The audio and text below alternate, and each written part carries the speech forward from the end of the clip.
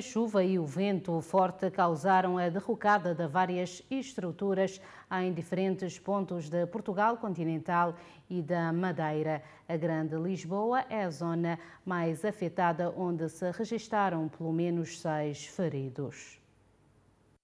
A tempestade Martinho atingiu Portugal em força nos dias da quarta e quinta-feira, com especial incidência na noite entre os dois dias, com fortes chuvas e rajadas de vento a causarem estragos por todo o país, sobretudo com a queda de árvores e postes. Entre as 0 horas e as 11 horas da quinta-feira, a Proteção Civil registrou 5.800 ocorrências, mais de um terço das quais na Grande Lisboa.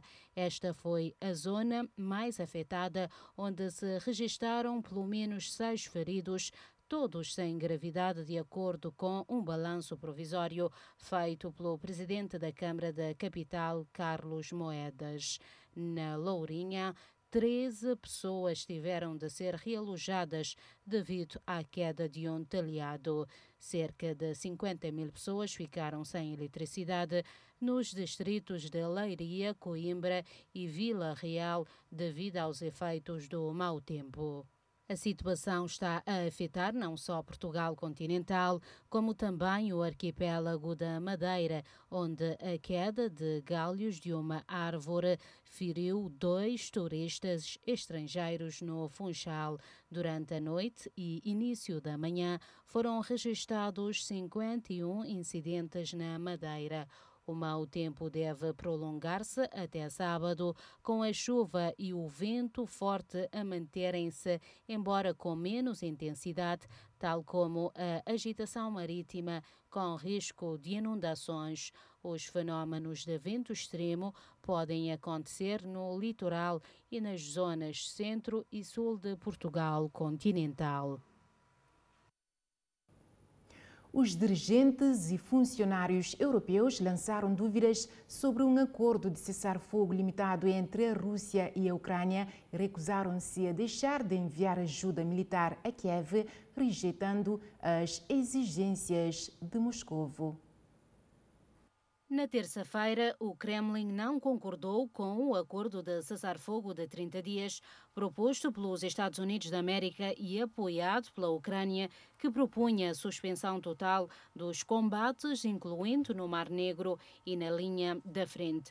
Em vez disso, Moscovo aceitou uma versão limitada do acordo, tendo o presidente russo Vladimir Putin concordado em suspender os ataques às infraestruturas energéticas e em trocar prisioneiros. Nesta quarta-feira, a Rússia também emitiu uma declaração sugerindo que a cessação total de ajuda militar estrangeira e dos serviços secretos à Ucrânia era uma condição fundamental para evitar uma escalada da guerra. O ministro da Defesa alemão classificou a exigência de inaceitável numa entrevista à emissora ZDF. O seu sentimento foi partilhado pelo chanceler alemão Olaf Scholz e pelo presidente francês Emmanuel Macron, que afirmaram que a Ucrânia poderá contar com a ajuda militar francesa e alemã. Numa conferência de imprensa conjunta com o presidente ucraniano Volodymyr Zelensky, o presidente finlandês também garantiu que a Finlândia irá continuar a sua ajuda militar à Ucrânia.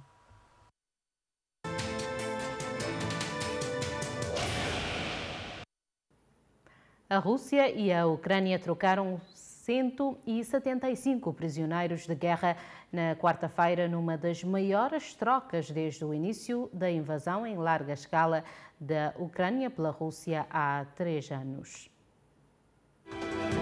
Os militares ucranianos libertados foram capturados em várias regiões. Depois de libertados na fronteira norte dos dois países, os prisioneiros foram levados para um hospital em Chernihiv, na Ucrânia, onde os familiares aguardavam a sua chegada. Todos eles receberão imediatamente a assistência médica e psicológica necessária, declarou o presidente da Ucrânia, Volodymyr Zelensky, numa publicação na plataforma social X. O líder ucraniano expressou a sua gratidão para com os prisioneiros da guerra, bem como para com os parceiros que facilitaram a libertação. A troca de prisioneiros ocorre depois de o presidente dos Estados Unidos, Donald Trump, ter combinado telefonemas com o presidente russo, Vladimir Putin, e com Zelensky para discutir as condições do cessar-fogo. Os dois líderes concordaram com um cessar-fogo limitado, cujas discussões ainda estão a decorrer. Pelo menos 85 palestinianos foram mortos em ataques israelenses em Gaza durante a noite e a manhã de quinta-feira, segundo as autoridades sanitárias locais do enclave. Os ataques terão atingido várias casas durante a noite, matando homens, mulheres e crianças enquanto dormiam. Um dos ataques das primeiras horas da quinta-feira atingiu a casa da família Abu Daga em Abassan al-Kabira, uma aldeia nos arredores de Khan Yunis, perto da fronteira com Israel. A habitação situava-se numa zona que os militares israelenses mandaram evacuar no início da semana, que abrange a maior parte da zona oriental de Gaza. Num contexto internacional incerto, o governo francês prepara-se para distribuir uma brochura com conselhos para a sobrevivência que chegue a todas as famílias. O manual de sobrevivência, de 20 páginas, descreve os passos a dar em caso de conflito armado ou de qualquer crise. Inspirada numa brochura norueguesa semelhante num modelo sueco, distribuída às famílias em 2018, a brochura descreve todos os gestos corretos a adotar em caso de ameaça iminente em França, disse uma fonte governamental à Europe 1. Portugal registrou um aumento dramático do número de pessoas a viver em situação de sem-abrigo. Há também mais pedidos de ajuda para pagar a renda. A verdadeira dimensão da pobreza em Portugal pode estar a ser ocultada através de estatísticas. A conclusão é de um estudo divulgado esta terça-feira pela Caritas. Para além dos graves problemas de acesso à habitação, o estudo revela ainda o aumento dramático de pessoas a viver em condição de sem-abrigo. Só em 2023 havia 13 mil pessoas a viver na rua, mais do dobro em comparação com o ano de 2018.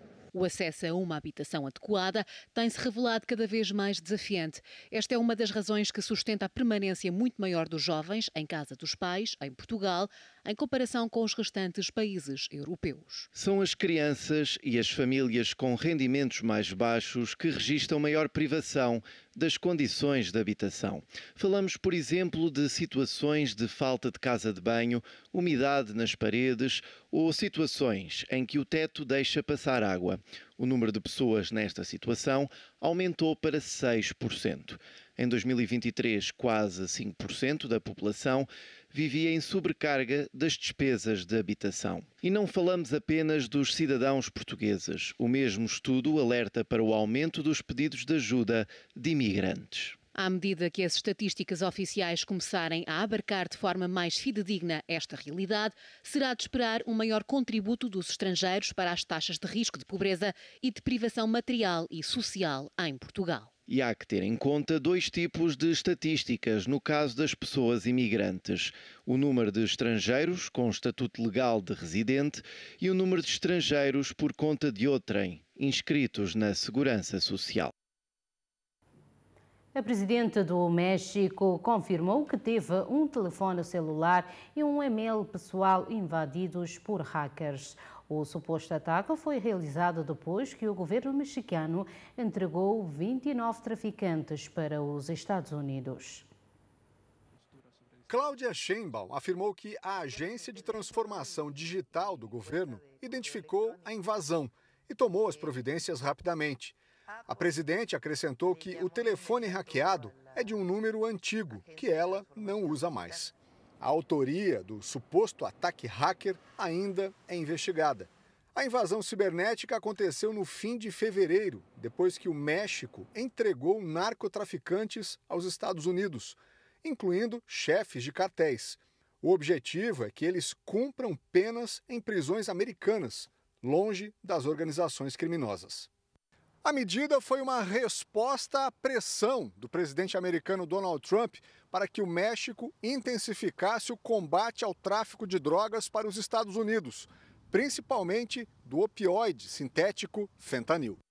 Não vamos permitir que as pessoas entrem e despejem drogas e matem nossos jovens e pessoas mais velhas com entorpecentes, disse Trump, durante reunião com o conselho de um centro de artes. Uma pesquisa mostrou que a popularidade do Partido Democrata continua em queda. Entre eleitores registrados, apenas 27% disseram ter opiniões positivas sobre a legenda de oposição ao governo. É o menor índice em 35 anos. O estudo também revelou que a insatisfação reflete a derrota nas eleições do ano passado para o Partido Republicano e também a fraca atuação dos democratas no Congresso. 9 meses depois, os astronautas retidos no espaço regressaram à Terra. A viagem durou 17 horas. 9 meses depois do previsto, Suni Williams e Butch Wilmore, juntamente com outros 2 astronautas, amarraram com sucesso ao largo da costa da Flórida, nos Estados Unidos. Quando a cápsula Dragon caiu na água, foi recebida por um grupo de golfinhos curiosos que quiseram rapidamente inspecionar a nave. Uma recepção inusitada, captada pelas câmaras da NASA.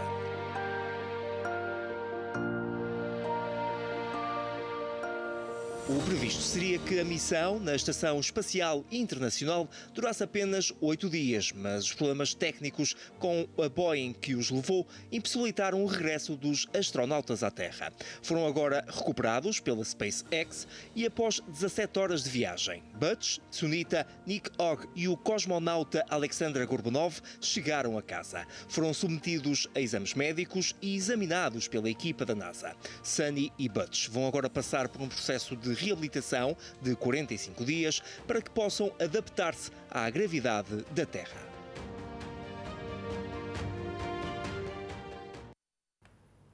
Cassandra, uma boa aventura.